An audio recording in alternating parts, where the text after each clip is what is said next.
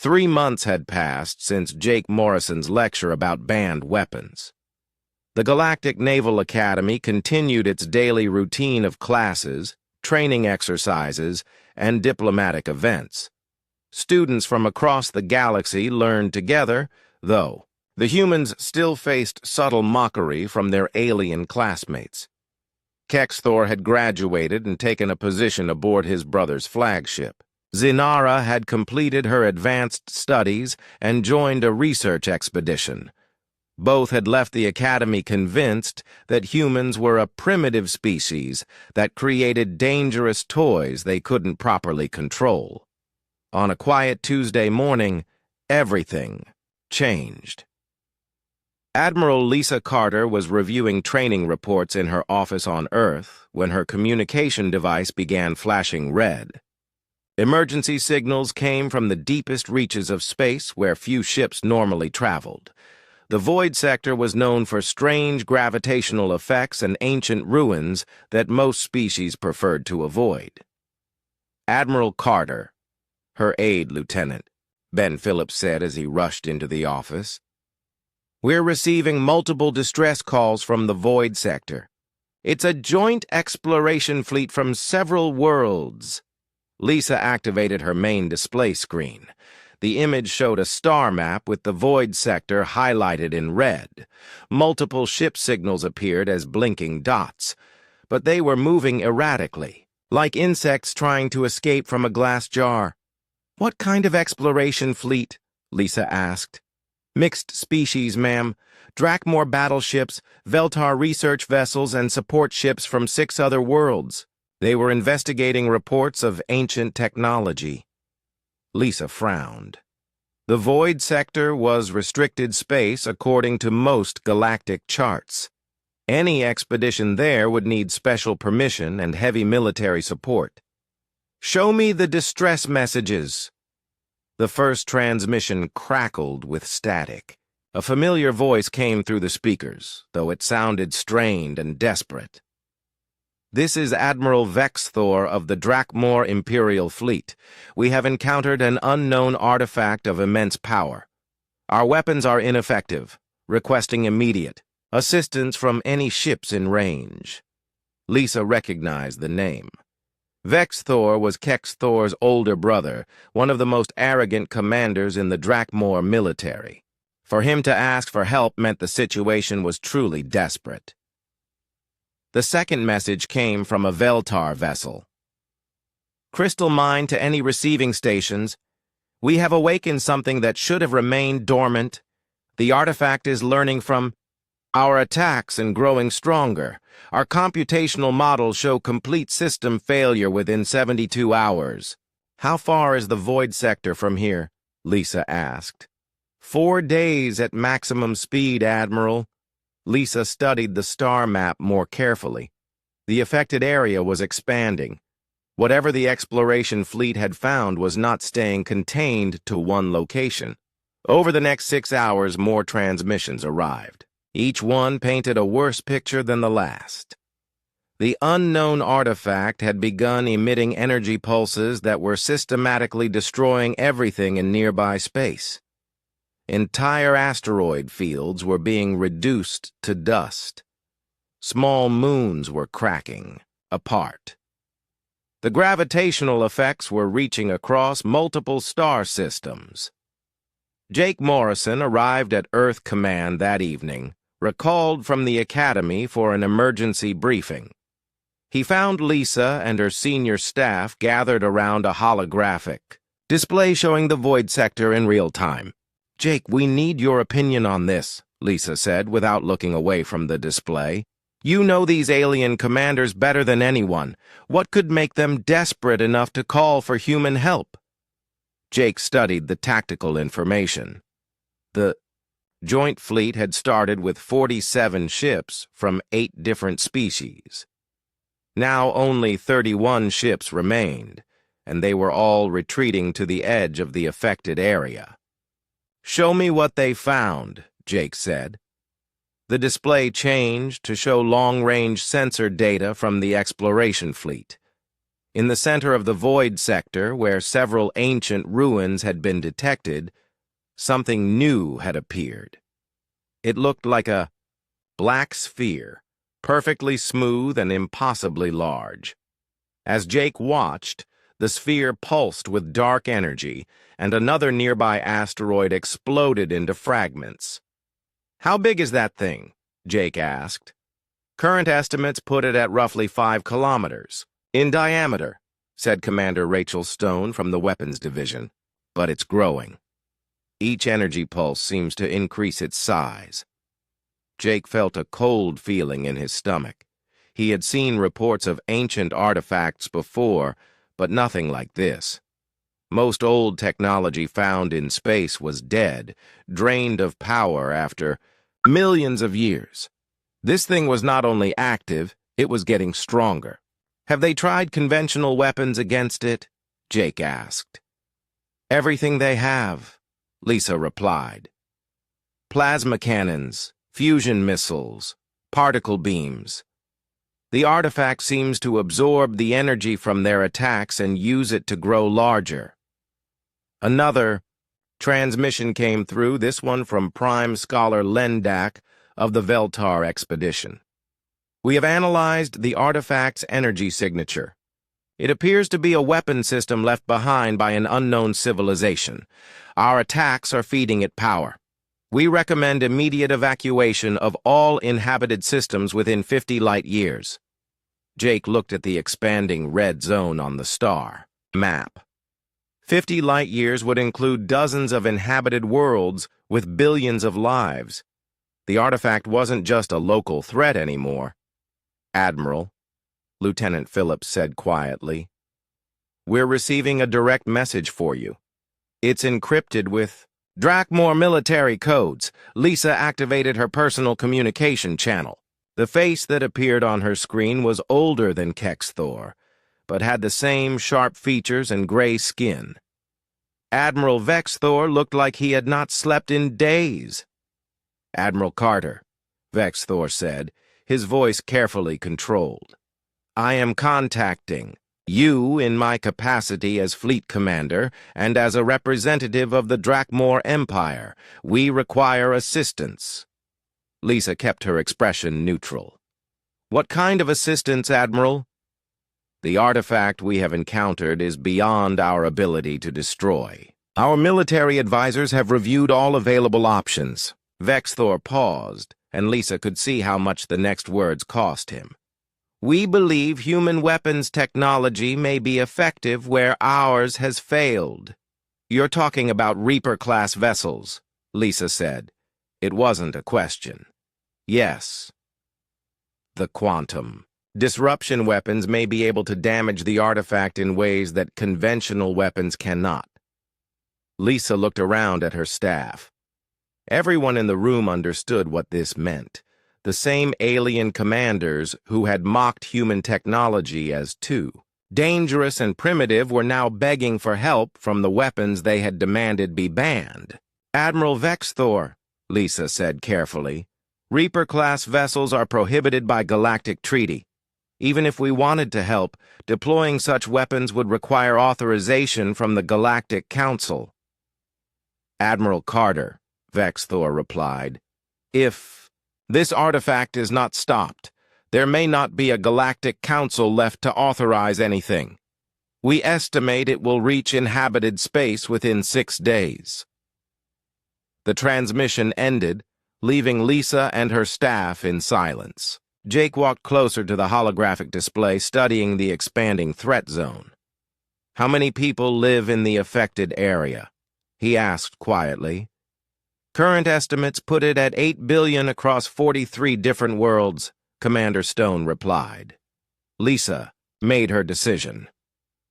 "Phillips, prepare a message to the Galactic Council emergency session. Tell them we need an immediate vote on temporarily lifting the Reaper ban." "Yes, ma'am." "Stone, how quickly can we get the Silent Thunder ready for combat?" "Operations?" Rachel Stone checked her data pad. "The ship has been in mothballs for 2 years, but the crew has been maintained on active status. We could have it operational within 18 hours.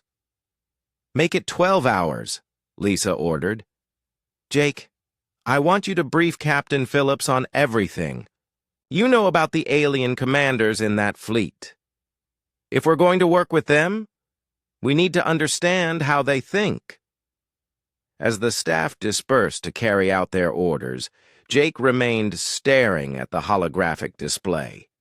The black sphere pulsed again, and another section of asteroid field vanished into dust. Somewhere out there, alien students who had once laughed at human weapons were watching their most powerful ships flee in terror from something their conventional weapons could not touch.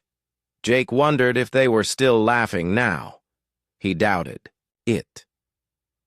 The galaxy was about to learn why humans had banned their own most effective weapons, and why sometimes the most dangerous thing you could do was to use a tool that worked exactly as designed. Fleet Admiral Tony Martinez stood on the bridge of the UES Retribution as it dropped out of hyperspace. Around his flagship, 200 human warships materialized in perfect formation. They had traveled for 3 days to reach this moment. Before them lay Vorth Prime, the military headquarters of the Krex Empire. The massive space station orbited a dead world, surrounded by defensive platforms and patrol ships. It was supposed to be impossible to attack. "Admiral," reported Commander Beth Taylor from her tactical station, "I'm reading over 300 enemy vessels. They're moving to intercept us." Martinez smiled grimly. The Council had no idea what was about to hit them.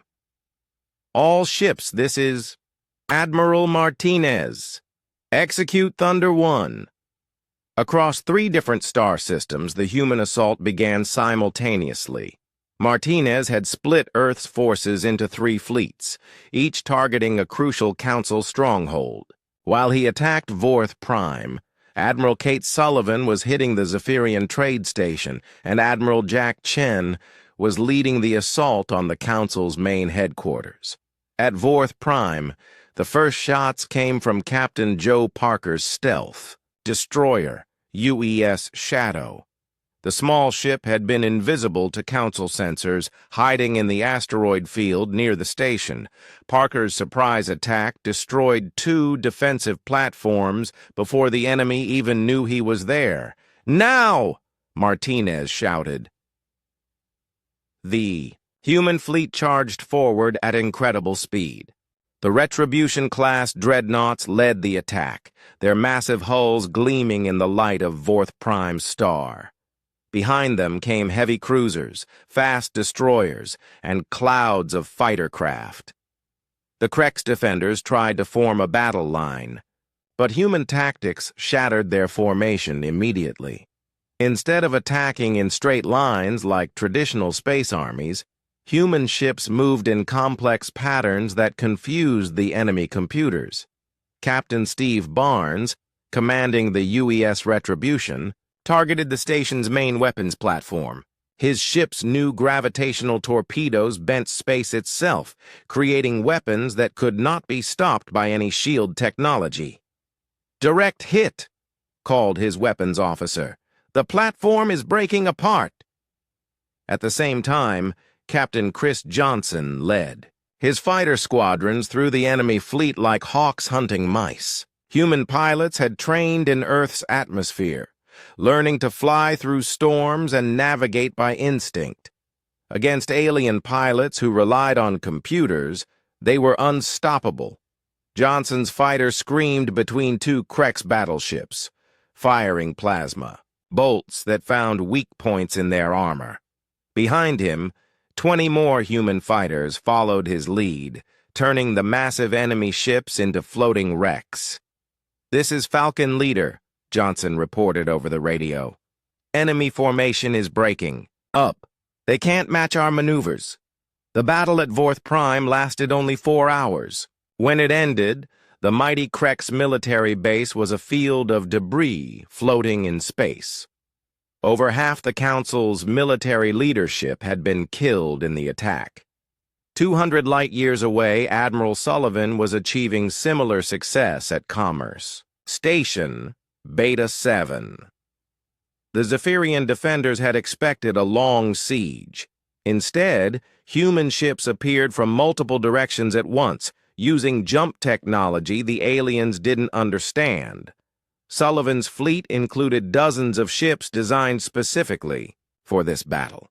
Human engineers had studied Zephyrian technology for years and built weapons to exploit every weakness.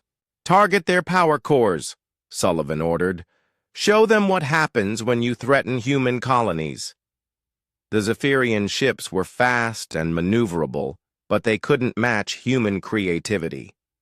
Lieutenant Commander Amy Foster had developed electronic viruses that could infect enemy computer systems through their own communication networks. As the Zephyrian ships tried to coordinate their defense, Foster's viruses spread through their fleet like wildfire. Within minutes, half their ships were firing on each other, their computers convinced that friends were enemies. The space around Commerce Station Beta 7 filled with explosions as the confused aliens destroyed themselves. When the battle ended, the richest trading post in the galaxy was under human control. But the most important battle was happening at the Nexus system, where Admiral Chen faced the Council's main fleet. Here, the aliens had gathered over 1,000 ships to defend their capital. Chen commanded only 300 human vessels, but he had advantages the Council couldn't imagine. For months, Colonel Wright's special forces had been infiltrating Council space, preparing for this moment. As the human fleet approached the Council stronghold, Wright's teams struck from within. Explosions rocked the enemy space stations as hidden charges destroyed weapon systems and shield generators. The Council's mighty fortress suddenly became vulnerable. "All ships, advance," Chen ordered.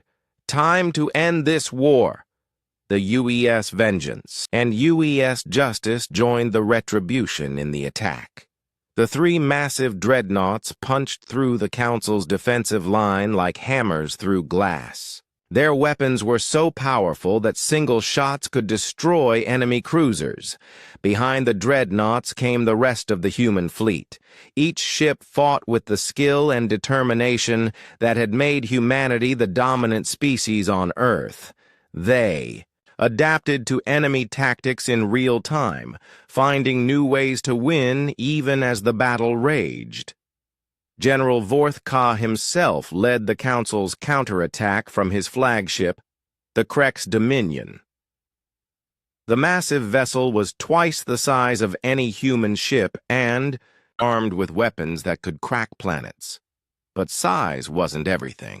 Captain Barnes brought the Retribution alongside the enemy flagship, matching its speed and staying close enough that Vorth-Ka couldn't use his biggest guns without destroying his own ship. "Close-range combat," Barnes announced to his crew. "Show them how humans fight when cornered." The two ships traded fire at point-blank range, their hulls glowing red from weapons impacts, but human engineering proved superior. The Retribution's advanced armor held while the Krex ship's hull began to crack. In the end, Vorth-Ka made a desperate mistake.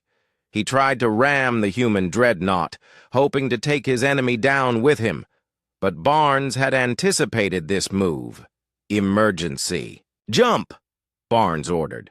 The Retribution vanished into hyperspace just as the Krex flagship reached it. Vorth-Ka's ship flew through empty space and crashed into one of his own battleships. Both vessels exploded in a massive fireball that lit up the entire system. With their leader dead and their fleets destroyed, the remaining Council forces surrendered. The three simultaneous battles had lasted less than 8 hours. In that time, humanity had shattered the military power that had controlled the galaxy for centuries. On the bridge of the Retribution, Admiral Martinez received reports from the other battle zones. All three attacks had succeeded beyond their wildest hopes. The Council's ability to wage war had been completely destroyed. Send a message to all Council territories, Martinez ordered. Tell them that humanity is coming to discuss new terms for galactic peace. The galaxy was about to learn that when humans spoke of peace, they meant it, but they would enforce that peace with the thunder of their warships if necessary. The morning sun of Kepler Prime cast long shadows across the marble floors of the Galactic Naval Academy. Captain Jake Morrison walked through the wide hallways, his boots clicking against the polished stone. Students from dozens of different worlds hurried past him, their alien forms creating a colorful mix of scales, fur, and crystalline skin. Jake had been teaching at the academy for 3 years now.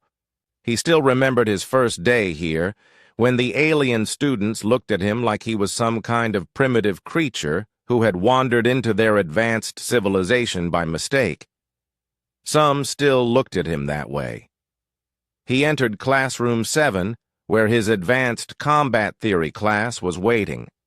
24 students sat in curved rows, their different body types requiring specially designed chairs and desks. The Drakmore students, with their thick gray skin and sharp teeth, took up the back rows. They always sat together, like a pack of wolves watching for weakness. In the front row sat the Veltar students, their bodies made of living crystal that caught and reflected the room's light. They were brilliant thinkers, but they looked down on any species that didn't share their computational abilities. Between them sat students from a dozen other worlds, each thinking their own species was the best in the galaxy. Jake set his teaching, materials on the desk, and looked out at the class. Today we're going to discuss restricted weapons technology, he said. Can anyone tell me why certain weapons are banned by the Galactic Council? A Veltar student named Zin-Ara raised her crystalline hand. When she spoke, her voice had a musical quality that came from sound passing through her crystal body. Restricted weapons are banned because they cause unnecessary destruction or violate the principles of civilized warfare. Good answer, Jake said. But what makes a weapon too dangerous to use? Kexthor, the Drakmore prince sitting in the back, let out a low growl that passed for laughter among his people. Any weapon too dangerous for its creator to control should never have been built in the first place. Only a foolish species would create something they couldn't handle. Several other students nodded in agreement. Jake had heard this attitude before. Most alien species believed that if you were smart enough to build a weapon, you should be smart enough to use it safely. Humans took a different approach. Interesting point, Jake said calmly. Let's look at a specific example. The human-designed ships known as Reaper vessels. The room went quiet. Every student in the academy knew about the Reaper ban. It was one of the most famous examples of the Galactic Council stepping in to prevent a species from using their own technology. Jake activated the holographic display in the center of the room. A three-dimensional image of a sleek, dark ship appeared, rotating slowly in the air. It looked smaller than most military vessels, but something about its design made it seem threatening. The Reaper-class ships were developed by human engineers. 20 years ago, Jake explained. They were banned after their first combat use. Can anyone tell me why? Zin-Ara's crystal body flickered with different colors as she processed information. The ships used quantum disruption weapons. The technology was deemed too unstable for practical military use. Not unstable, Jake corrected. Too effective. Kexthor stood up from his seat, his massive frame casting a shadow over the smaller students in front of him. Captain Morrison, with respect, we have all read the reports. The human ships were banned because they were dangerous to operate. Your own species requested the ban because you couldn't control your own weapons. Other students began to murmur in agreement. Jake had seen this reaction many times. To most alien minds, the idea that humans would voluntarily give up a military advantage made no sense. Actually, Jake said, humans requested the ban for a different reason entirely. He changed the holographic display to show a star system with several planets. This is the Kepler 442 system, where the first Reaper-class ship was deployed in combat. The human ship Dark Angel engaged a pirate fleet that had been raiding trade routes for months. The display showed the positions of ships before the battle. The pirate fleet had 15 vessels, including several heavy cruisers. The human ship was alone. The battle lasted 4 minutes, Jake continued. When it was over, the entire pirate fleet had been destroyed. Not damaged, not disabled. Completely eliminated. He paused to let this information sink in. Several students shifted uncomfortably in their seats. The quantum disruption weapons didn't just destroy the enemy ships. They unraveled the molecular bonds holding the ships together. The pirates didn't have time to surrender, didn't have time to escape. One moment they were there, the next moment they were scattered atoms. Kexthor crossed his arms over his broad chest. So the weapons worked exactly as designed. Why would humans give up such an advantage? Jake looked directly at the young Drakmor prince. Because we realized we had created something that ended fights too quickly. Wars need to have the possibility of surrender, of negotiation, of mercy. Our Reaper ships removed all those options. A student from the insect-like Zephyrian species clicked her mandibles together in what Jake had learned was their equivalent of laughter. Captain Morrison, you expect us to believe that humans gave up a superior weapon because it was too good at winning? I expect you to understand that winning and destroying everything in your path are not the same thing, Jake replied. Zinara's crystal body pulsed with a red glow, indicating deep thought. But surely a more advanced species would have developed better control systems, better safety protocols. The fact that humans couldn't safely operate their own technology suggests a fundamental flaw in the design process. Jake shook his head. The technology works perfectly, every time. That's exactly the problem. He changed the display again, showing technical specifications that made several students lean forward with interest. The quantum disruption array operates by temporarily destabilizing the strong nuclear force in a controlled area of space.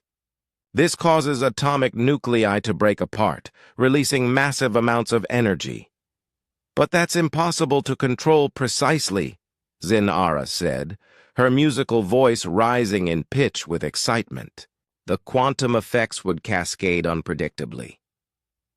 Exactly, Jake said. Which is why the weapons have a 100% kill rate against any target they're used on. No partial damage, no disabled ships that can be repaired later. Complete molecular dissolution. The room was silent now. Even Kexthor had stopped his casual posturing and was paying attention. Jake walked closer to the students. Other species look at Reaper technology and see poor engineering because it can't be precisely controlled. Humans look at it and see a tool that's too final, too absolute for most situations where you might need to use force.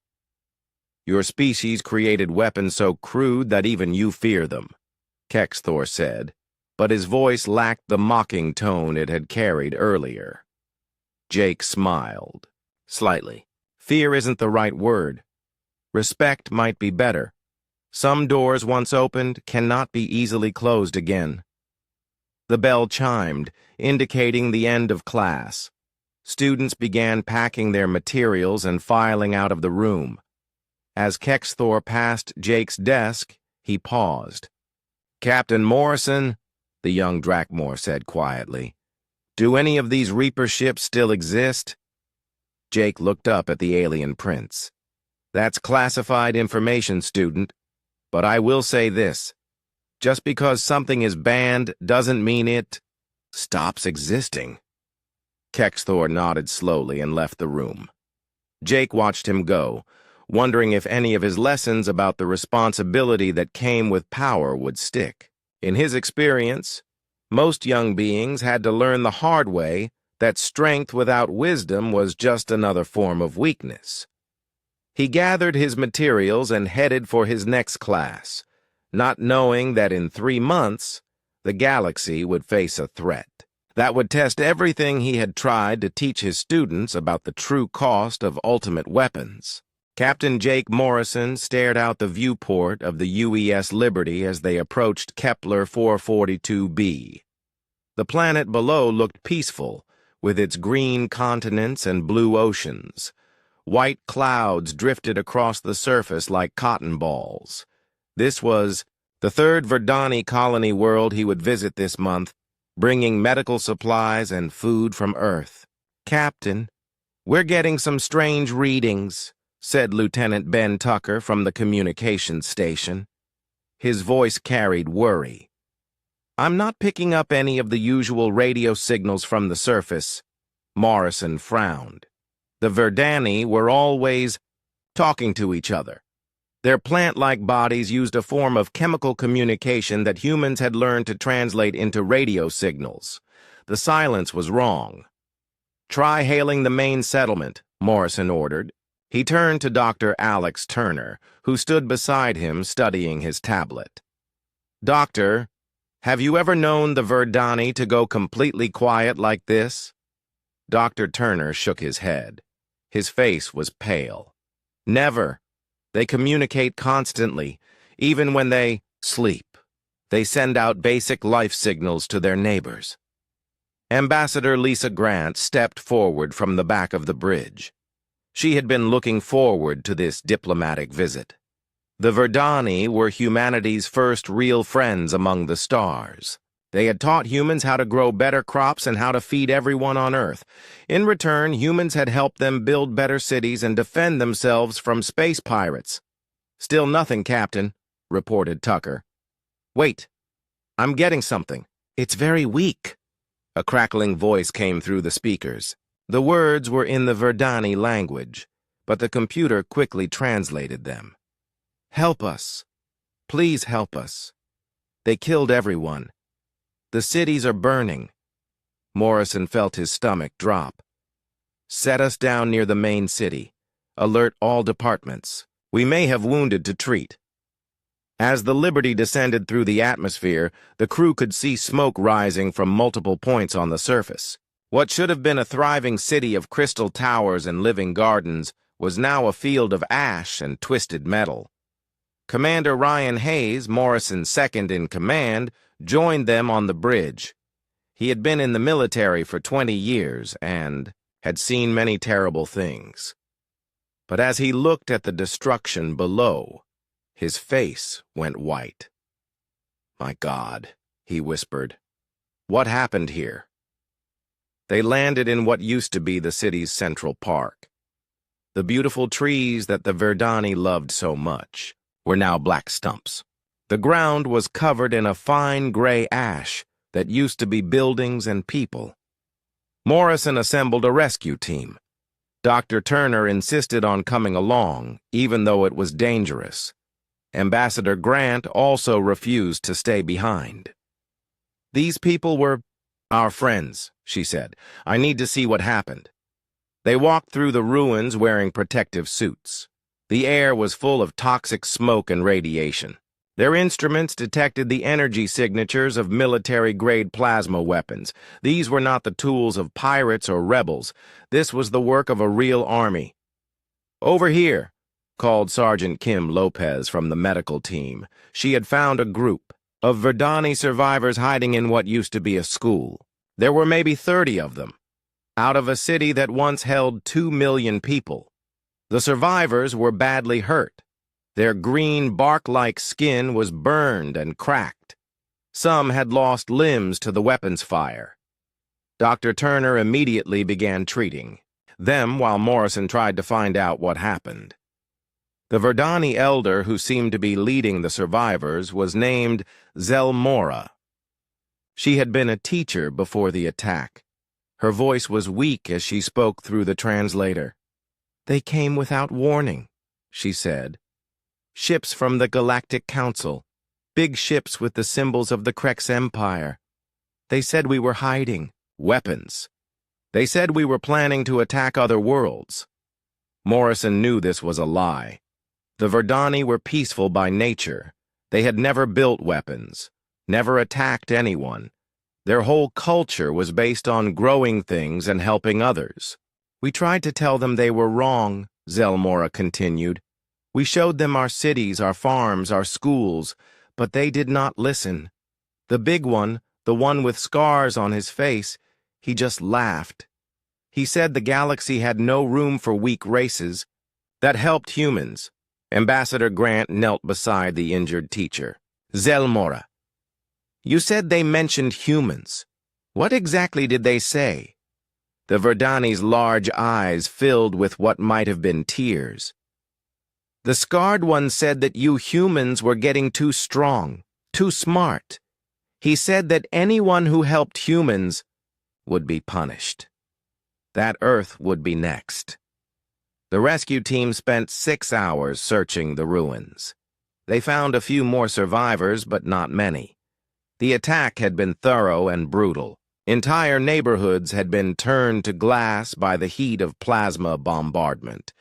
Dr. Turner worked without rest to save as many Verdani as he could, but for everyone they saved, they found hundreds who had died. Children, elders, families caught, completely by surprise. As they prepared to leave the planet, Commander Hayes approached Morrison with a grim expression. "Captain, we found something you need to see." He led Morrison to a crater where the Verdani government building used to stand. In the melted remains, their scanners had detected something unusual. Hayes handed Morrison a small metal device. "It's a data recorder," Hayes explained.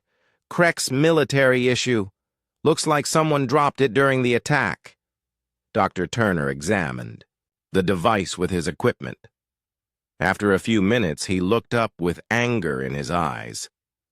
"It contains battle plans," he said. "This whole attack was planned months ago, and there are more targets listed." Morrison took the device and read the translated text on Dr. Turner's screen. His blood ran cold. The document listed 12 Verdani worlds marked for destruction. It also contained detailed plans for attacking human colonies and eventually Earth itself.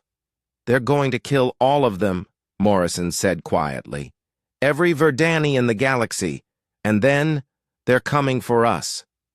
Ambassador Grant stood nearby, holding a young Verdani child who had lost her entire family. The child was clinging to Grant like she was her last hope in the universe. "We have to contact Earth immediately," Grant said. "The President needs to know what the Council is planning." As they lifted off from the dead world, Morrison watched the ruins disappear below them. Somewhere in space, the ships that had done this were probably attacking another Verdani world right now. He thought about Earth, with its blue skies and green fields. He thought about the 2 billion people who lived there, safe and happy because they thought the Galactic Council would protect them. They had no idea what was coming. Morrison turned to his communications officer. "Tucker, send a priority message to Earth Defense Command. Tell them we need to talk to the President right away." The Liberty jumped to hyperspace, carrying its cargo of survivors and terrible news. Behind them, Kepler 442b continued to burn. Admiral Jack Chen stood on the observation deck of the Mars Military Academy, watching hundreds of young officers training in the red dust below. These men and women would soon face the greatest test in human history. Most of them didn't know it yet. Chen had spent the last 3 days in secret meetings with Earth's top military leaders. President Carter had given them a simple order: prepare for total war against the Galactic Council. The problem was that most people thought this was impossible. The Council had thousands of ships and controlled half the galaxy. But Chen knew something the Council didn't. Humanity had been preparing for this day much longer than anyone realized. 20 years ago, when Earth first joined the galactic community, Chen had been a young intelligence officer. He had studied every alien military force, learned their tactics, and identified their weaknesses. What he found surprised him. The Council's armies were powerful, but predictable. They relied on overwhelming force and traditional battle plans. They expected their enemies to fight the same way they did. But humans had learned warfare in a different school. Chen walked to his office and activated the secure communication system. Within minutes, the faces of Earth's military commanders appeared on his screen. Captain Steve Barnes commanded the newest and most powerful ship in Earth's fleet, the UES Retribution.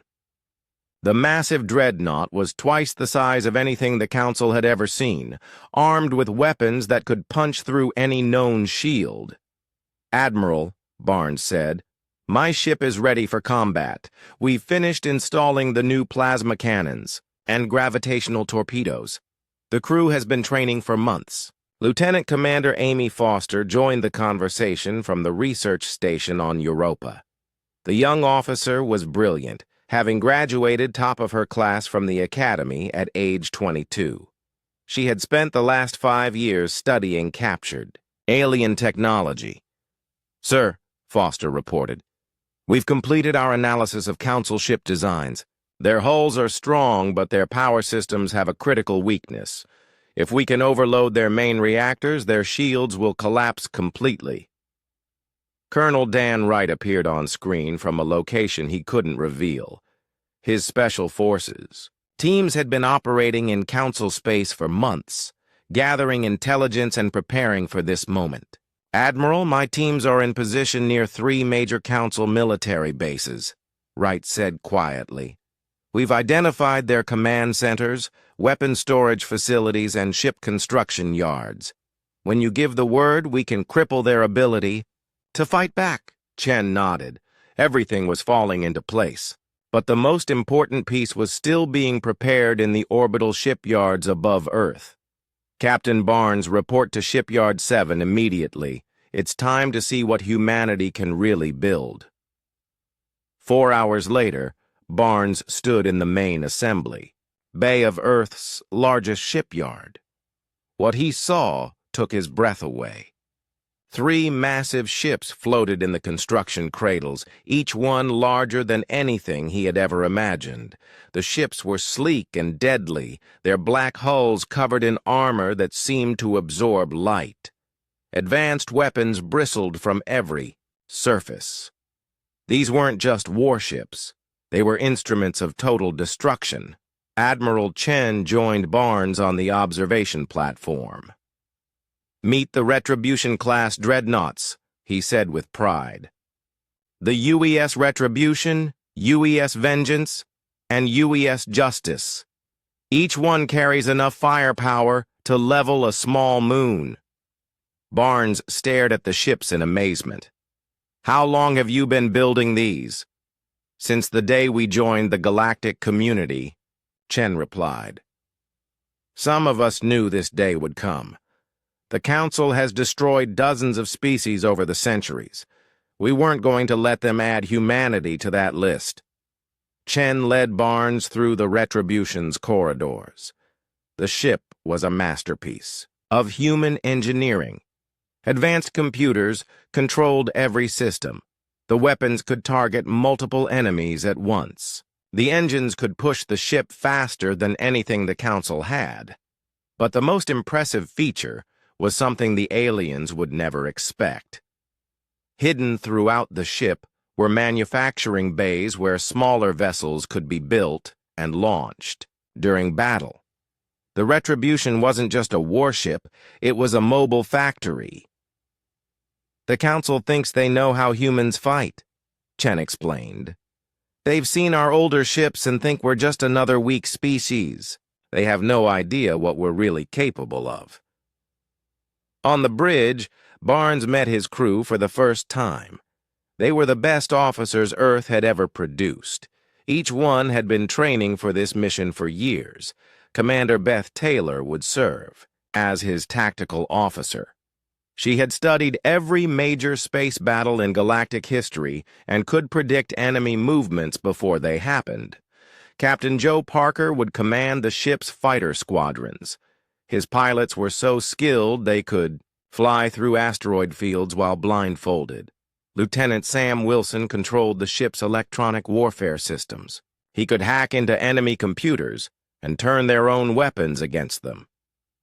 As Barnes toured his new ship, reports came in from across human space. Shipyards on Europa and Titan were launching their own fleets. Marine battalions were boarding. Transport ships. Scientists were loading the newest weapons onto supply vessels. Humanity was mobilizing for war with a speed and efficiency that would have shocked the galactic community. What looked like a peaceful farming and trading civilization was revealing its true nature. President Carter addressed the nations of Earth from the United Nations building in New York. Her speech was broadcast to every human colony and military base in the galaxy. "My fellow humans," she began, "for generations we have sought peace among the stars. We have traded fairly, shared our knowledge freely, and offered friendship to all who would accept it.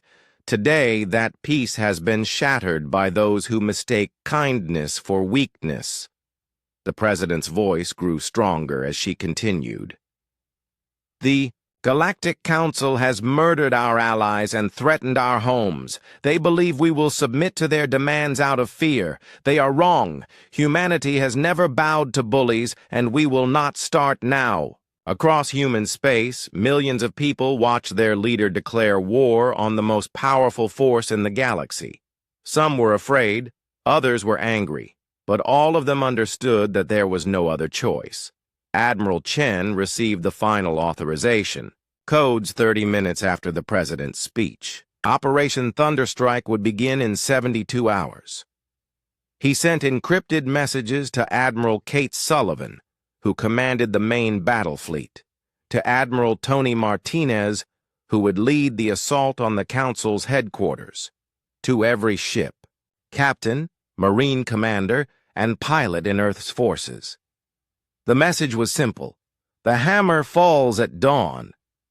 In his private quarters, Chen looked out at the stars and thought about the Verdani children who had died on Kepler 442b. Soon, their deaths would be avenged. The galaxy was about to learn why humans had conquered their own world in just a few thousand years. The Council had made one fatal mistake. They had given humanity time to prepare. That time was now up.